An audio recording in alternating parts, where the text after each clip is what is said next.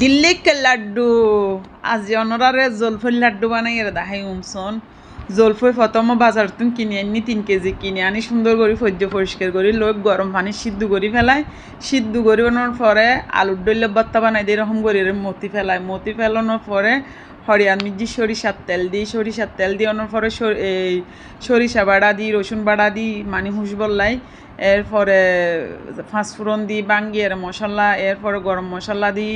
তারপর এই চিনজিরের বাঙ্গিয়ে মানে গুড়ি চিনজিরের গুড়ি দিয়ে অনার পরে ½ কেজি চিনি